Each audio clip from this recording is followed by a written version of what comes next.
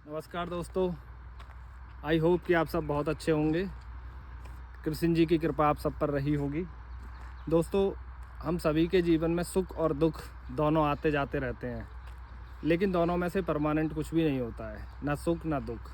तो इसलिए कहते हैं कि ना तो सुख में हमें ज़्यादा उत्सव मनाने चाहिए और ना ही दुख में ज़्यादा अपनी पीड़ा को दिखाना चाहिए। हमें दोनों में एक तरीके से रहना चाहिए। विपत्तियों के ऊपर दिनकर जी ने कुछ लिखा है, तो वो मैं आपको आज सुनाने की कोशिश करता हूँ। अगर मुझसे कुछ गलती हो जाए तो कृपया करके क्षमा कीजिए। दिनकर जी कहते हैं कि सच है विपत्ति जब आती है कायर को ही दहलाती है। सूरमा नहीं विचलित होते, क्षण एक नहीं धीरज खोते। विघ्नों को गले लगाते हैं, कांटों में राह बनाते हैं।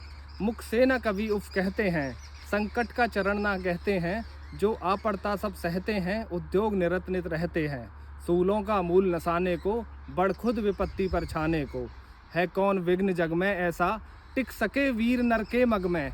खम ठोंक ठेलता है जब नर, पर्वत के जाते पांव उखड़। मानव जब जोर लगाता है, पत्थर पानी बन जाता है। गुण बड़े एक से एक प्रखर, है छिपे मानवों के भीतर। मेहंदी में जैसे लाली हो, वर्तिका बीच उजियाली हो। बत्ती जो नहीं जलाता है, रोशनी वह नहीं पाता है। पीसा जाता जब इक्षुदंड, झरती रस की धारा अखंड। मेहंदी जब सहती है प्रहार, बनती ललनाओं का सिंगार।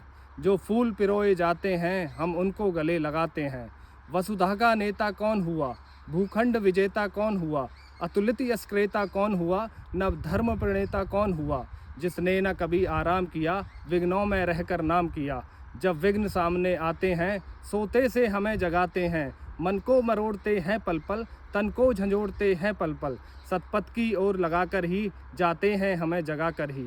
वाटिका और वन एक नहीं, आराम और रण एक नहीं। वर्षा आंधड़ आतप अखंड, पौरूष के हैं साधन प्रचंड। वन में प्रसून तो खिलते हैं, बागों में साल ना मिलते हैं। कड़कड़ियाँ जिनकी सेज सुधर, छाया देता केवल अंबर।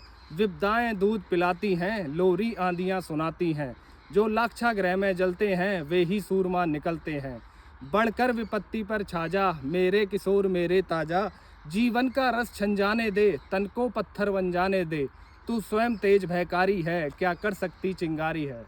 तो इस कविता के माध्यम से दिनकर जी कह रहे हैं कि हमें विपत्तियों से घबराना नहीं चाहिए। दशरथ मांझी जी ने देखो क्या किया था, पहाड़ का भी घमंड तोड़ दिया था, पहाड़ को तोड़ के रास्ता बना दिया था। तो हमें कभी भी विपत्तियों से नहीं घबराना चाहिए। जय श्री कृष्ण।